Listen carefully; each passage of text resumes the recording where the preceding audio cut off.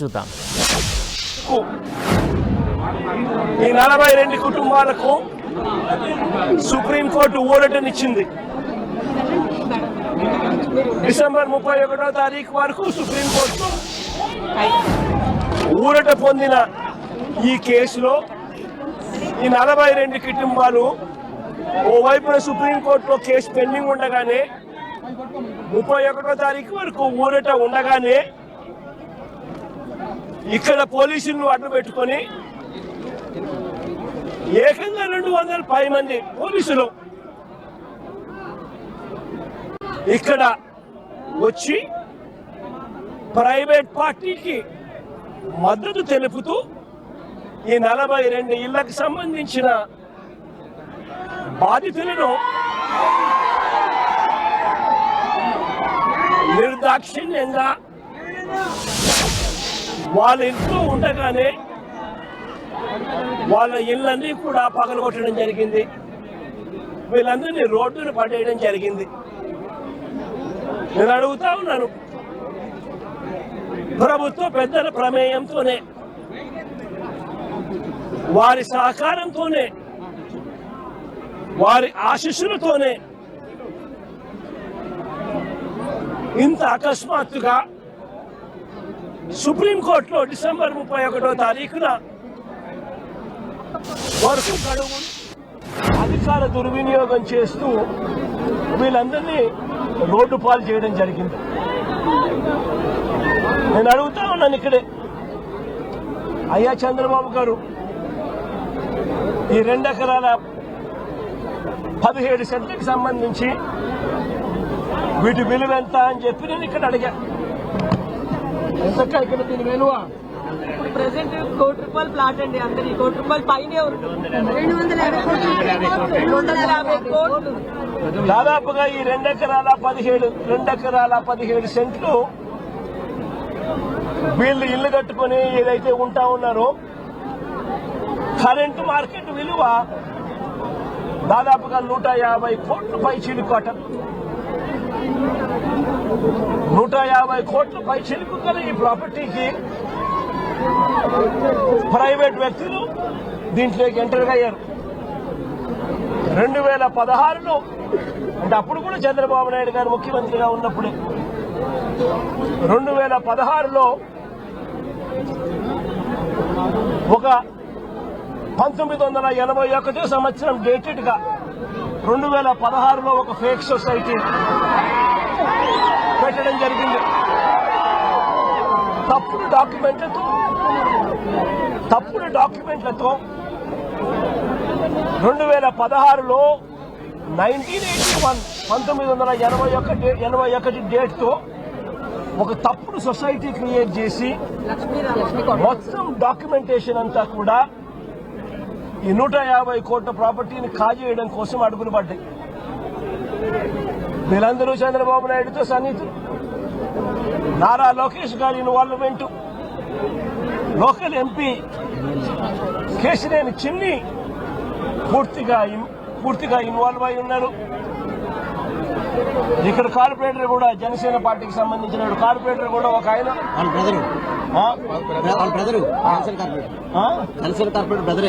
Janasena corporator సంబంధించిన వాళ్ళ brother కూడా ఇన్వాల్వ్ అయి ఉన్నారు. ఇంతమంది కలిసి అధికార దుర్వినియోగం అనేది ఎలా ఉంటుందన్న దానికి నిదర్శనం ఇది. ఓవైపున కేసులున్నాయి, సుప్రీంకోర్టులో కేసు జరుగుతూ ఉంది. డిసెంబర్ 31వ తారీఖు వరకు వీళ్ళకి వెసులుబాటు ఉంది. మరోవైపున ఆ కేసు అక్కడ కొనసాగుతూ ఉండగానే 200 మంది పైచిలకు పోలీసులు ఇక్కడికి వచ్చి ఏకంగా ఈ పోలీసులు ఈ అన్యాయస్తులకు మద్దతు ఇస్తూ బుల్డోజర్లు పెట్టి పేదరికే మధ్యతరగతి వాళ్ళను రోడ్డు పాలు చేసిన ఘటన ఇది. నేను అడుగుతా ఉన్నాను ఇక్కడే, ఈ 2 ఎకరాల 17 సెంట్లలో దాదాపుగా 25 సంవత్సరాల నుంచి, అంటే 2001 పై నుంచి 2001 ముందు నుంచి 25 సంవత్సరాలుగా వీళ్ళు ఇక్కడ నివాసం ఉంటా ఉన్నారు. ఇందులో చాలా మంది ఇల్లు కట్టుకున్నారు. అదే సార్ ఇల్లు చాలా మంది ఇల్లు కట్టుకున్నారు. ఈ ఇంటికి సంబంధించి ఈ ఇళ్లకు సంబంధించి Vijayawada municipal corporation building plan approvals ఇచ్చినారు. విజయవాడ మున్సిపల్ కార్పొరేషన్ వారు బిల్డింగ్ ప్లాన్స్ అప్రూవల్ ఇచ్చినారు. ఈ ఇళ్లకు కరెంట్ కనెక్షన్ ఇచ్చినారు, డ్రైనేజ్ కనెక్షన్ ఇచ్చినారు. ఈ ఇంటికి అన్ని రకాల అనుమతులతో పాటు ప్లాన్ అప్రూవల్ చేసి విజయవాడ మున్సిపల్ కార్పొరేషన్ వాళ్ళు వీళ్ళు ఇళ్లు కట్టుకుంటా ఉంటే ఇళ్లకు కూడా ప్లాన్ అప్రూవల్స్ శాంక్షన్ చేసి స్టాంప్ వేస్తారు. మరోవైపున బ్యాంకుల వాళ్ళు వాళ్ళ డ్యూ డెలిజెన్స్ పూర్తి చేసి వీళ్ళందరికీ లోన్లు కూడా ఇచ్చారు. ఇక్కడ ఉన్న వాళ్ళు దాదాపుగా ఒక్కొక్కరు 20 లక్షలు 25 లక్షల రూపాయల పైన వీళ్ళంతా కూడా లోన్లు కూడా తీసుకుని ఎన్నో సంవత్సరాలుగా వీళ్ళు ఈఎంఐలు కూడా కడతా ఉన్నారు. మరి నేను అడుగుతా ఉన్నా, స్థలం వేరొకరిదే అయితే రిజిస్ట్రేషన్ మీరు ఎలా చేయించారు అని అడుగుతా ఉన్నా. స్థలం వేరొకరిదే అయితే బిల్డింగ్ అప్రూవల్ ప్లాన్స్ ఎలా ఇచ్చారు అని అడుగుతా ఉన్నా. స్థలాలు వేరొకరివే అయితే ఈ ఇళ్లకు కరెంటు, డ్రైనేజు, ఇతర కనెక్షన్స్ అన్ని ఎలా ఇచ్చారు అని అడుగుతా ఉన్నా. వేరొకరిదే ఈ స్థలం అయితే వీటికి ఇక్కడ ఉన్న వాళ్లకు బ్యాంకు లోన్లు ఎలా ఇచ్చారు అని అడుగుతా ఉన్నా.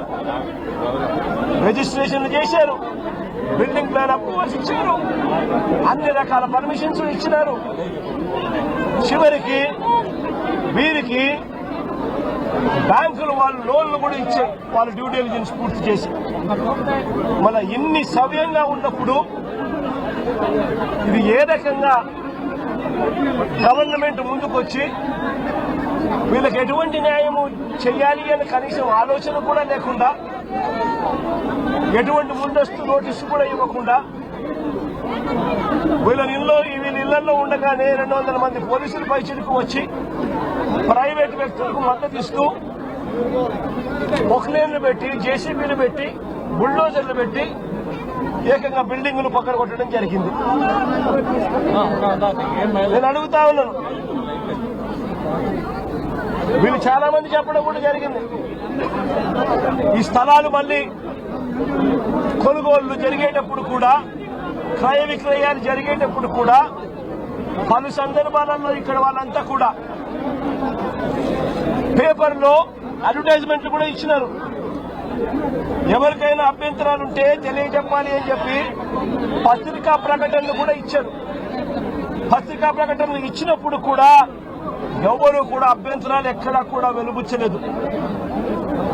అలాంటిది 25 సంవత్సరాలుగా వీళ్ళు ఇక్కడే ఇలాగే ఉంటూ ఉంటే వీళ్లను బుల్డోజర్లు పెట్టి ప్రైవేట్ వ్యక్తులకు మేలు చేసేందుకు ఈ 150 కోట్ల పైచిలకు, ఈ వాలెట్ వాల్యూలో 150 కోట్ల పైచిలకు వాల్యూ ఉన్న ఈ ప్రాపర్టీని కబ్జా చేసేందుకు ఏకంగా చంద్రబాబు నాయుడు, ఆయన కొడుకు, ఆయన పార్టీకి సంబంధించిన ఎంపీ, జనసేన పార్టీకి సంబంధించిన కార్పొరేటర్లు ఇంతమంది ఒకటై పేదలను నిస్సహాయాలుగా ఈ రోజు రోడ్డు మీద నిలబెట్టించారు. నిజంగా నేను అడుగుతా ఉన్నా, ఈ ప్రభుత్వం అన్నది పేదల తరపున ఉందా అని.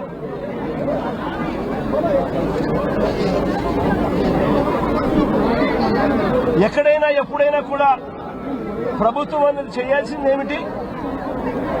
ఇటువంటి పరిస్థితిలో వచ్చినప్పుడు వీళ్ళంతా వెళ్లి కంప్లైంట్లు కూడా ఇచ్చినారు. సాక్షాత్తు చంద్రబాబు నాయుడు కలిసినారు. చంద్రబాబు నాయుడు 3 సార్లు కలిసినారు. లోకేష్ 2 సార్లు కలిసినారు. అర్జీలు ఇచ్చినారు. చివరికి ఎవరికైతే వీళ్ళు అర్జీలు ఇచ్చినారో వాళ్లే కుట్ర పన్ని, వాళ్ళ ఎంపీలు, వాళ్ళకి సంబంధించిన కార్పొరేటర్లు వీళ్ళంతా కలిసి కుట్ర పన్ని ఏ రకంగా వీళ్ళంతా కూడా వీళ్ళకి అన్యాయం చేశారు అన్నదానికి నిదర్శనం ఇది. నేను ఒకటే అడుగుతా ఉన్నా, అయ్యా చంద్రబాబు నాయుడు గారు, మాకు న్యాయం చేసేవాళ్ళు. ఇక్కడే కాదు, రాష్ట్ర వ్యాప్తంగా కూడా ఇదే మాదిరిగా కొనసాగుతా ఉంది. రాష్ట్ర వ్యాప్తంగా కూడా అనేక చోట్ల ఎక్కడైనా చిన్న చిన్న లిటిగేషన్లు ఎక్కడైనా ఉంటే డైరెక్ట్ గా తెలుగుదేశం పార్టీకి సంబంధించిన నాయకులు, ఎమ్మెల్యేలు ఇన్వాల్వ్ అయిపోతా ఉన్నారు. లిటిగేషన్ ఉన్న చోట వీళ్ళంతటి వీళ్ళే అడుగు పెట్టేసి ఆ ల్యాండ్ కబ్జా చేసేస్తా ఉన్నారు. కొన్ని చోట్ల వీళ్ళే లిటిగేషన్ క్రియేట్ చేస్తా ఉన్నారు. వీళ్ళే నిషేధిత జాబితాలో ప్రాపర్టీస్ ను బలవంతంగా పెట్టించేసేస్తున్నారు. వీళ్ళే లిటిగేషన్ క్రియేట్ చేసి వీళ్ళే కూడా కబ్జాలు చేసే కార్యక్రమాలు జరుగుతూ ఉన్నాయి. రాష్ట్ర వ్యాప్తంగా ఇదే రకమైన అన్యాయం కొనసాగుతూనే ఉంది. నేను ఇప్పటికైనా చంద్రబాబు నాయుడు గారికి ఒకటే చెప్తా ఉన్నా, ఈ ప్రెస్ కాన్ఫరెన్స్ ద్వారా ప్రతి ఒక్కరికి కూడా నేను ఒకటే మనవి చేస్తా ఉన్నా, దీంట్లో సిబిఐ ఎంక్వైరీ జరిగించాలి. ఇక్కడ ఏ రకంగా చంద్రబాబు నాయుడు గారు కొడుకు, ఏ రకంగా తెలుగుదేశం పార్టీకి సంబంధించిన ఎంపీ, ఏ రకంగా వీళ్ళంతా కూడా ఇన్వాల్వ్ అయ్యి, ఇంక్లూడింగ్ జనసేన కార్పొరేటర్తో సహా ఏ రకంగా వీళ్ళంతా కూడా దీన్ని కబ్జా చేసే కార్యక్రమం చేస్తా ఉన్నారు అనేది ప్రజలకు తెలియాలి. ఇంతకుముందు చంద్రబాబు నాయుడు గారు ముఖ్యమంత్రి గతంలో ఉన్నప్పుడు 2016లో ఒక ఫేక్ సొసైటీ క్రియేట్ చేసి 1981 డేట్ వేసి ఏ రకంగా పేదల ఆస్తుల మీద, పేద ప్రజల ఆస్తుల మీద ఏ రకంగా కన్నేశారు అన్నది కూడా ఇవన్నీ బయటికి రావాలి. ఇవన్నీ కూడా రాష్ట్ర ప్రభుత్వం కోర్టుల్లో ప్రజల తరపున, పేదల తరపున, మధ్యతరగతి వాళ్ళ తరపున ఆర్గ్యుమెంట్ చేయాల్సింది పోయి, వాళ్లకు తరపున నిలబడాల్సింది పోయి, వీళ్లకు వ్యతిరేకంగా రాష్ట్ర ప్రభుత్వమే స్వయంగా కోర్టులలో వ్యతిరేక అఫిడవిట్లు, వ్యతిరేక పిటిషన్స్ వేసి వీళ్ళకి అన్యాయం చేయడంలో రాష్ట్ర ప్రభుత్వం తన పాత్ర తాను పోషించింది. వీటి అన్నిటి మీద కూడా ఎంక్వైరీ జరగాలి. జరిగి దోషులను, అది చంద్రబాబు నాయుడు కావచ్చు, లోకేష్ కావచ్చు, తెలుగుదేశం పార్టీ విజయవాడ ఎంపీ కావచ్చు, ఇక్కడ తెలుగుదేశం పార్టీ ఇక్కడ జనసేన కార్పొరేటర్ కావచ్చు, వీళ్ళందరి పాత్ర మీద కూడా ఎంక్వైరీ జరగాలి. జరిగి నిజాలన్నీ కూడా బయటకు తీసుకొని రావాలి. వీళ్ళందరూ కూడా ఎవరైతే నష్టపోయినారో, 25 ఏళ్ల నుంచి ఇక్కడే ఉంటున్నారు, ఒక్కొక్కరికి లోన్లున్నాయి, 20 లక్షలు 25 లక్షల రూపాయల బ్యాంకుల్లో రుణాలున్నాయి. వీళ్ళని తీసుకొని పోయి ఇప్పుడు నడు రోడ్డు మీద పెట్టారు. వీళ్ళు బతికేది ఎలా? వీళ్ళ లోన్లు ఎలా తీరుస్తారు?